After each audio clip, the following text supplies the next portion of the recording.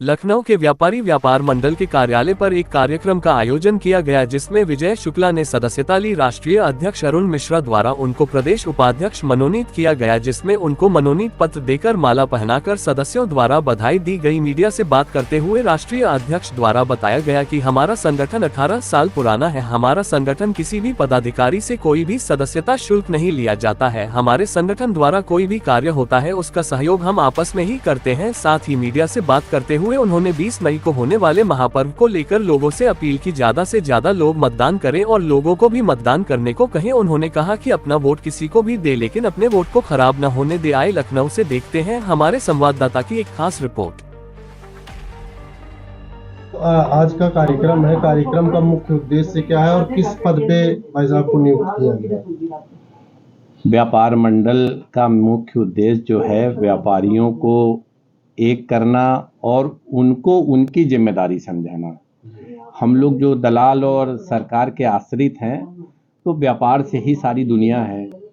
हम उनके आश्रित न हों, अपने में स्वावलंबी बने, ये सबसे बड़ी बात है। दूसरी बात यह है कि विजय शुक्ला जी काफ़ी समय से संगठन का काम देखते भी हैं, तो ये हुआ कि इनको पद दे के और जिम्मेदारी का दी जाए, तो प्रदेश उपाध्यक्ष के लिए इनको आज नियुक्त किया गया। सब लोकसभा चुनाव चल रहा है, व्यापारी किस ओर अपना प्रस्थान करेंगे? देखिए, व्यापारी किस ओर करेंगे ये तो नहीं कहा जा सकता। व्यापारी की कोई जात नहीं होती, कोई संगठन और पार्टी नहीं होती, उनकी सिर्फ एक ही जात होती है, व्यापार। तो हम किसी पार्टी या इसकी तो बात कर नहीं रहे हैं। प्राथमिकताएं तो यह है कि आज तक जो भी सरकार बैठती है वो सबसे पहले व्यापारी का शोषण करने की सोचती है कि कौन सा नया टैक्स लगाएं।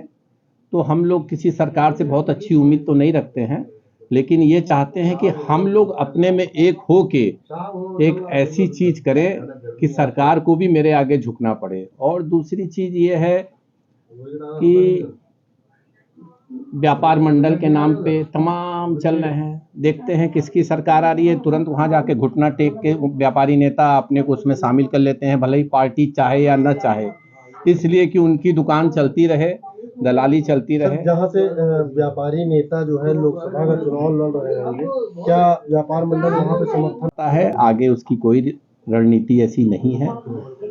व्यापारी सिर्फ अपने व्यापार पे ध्यान देता है और चाहता है कि मुझे, जैसे संगठन का नारा है, मैं व्यापारी हूं, मुझे व्यापार में 4 पैसे कमाने दो, 2 से रोटी खाऊंगा, 2 से परिवार चलाने दो। इसी शैली के साथ व्यापारी अपने को डटा रहता है।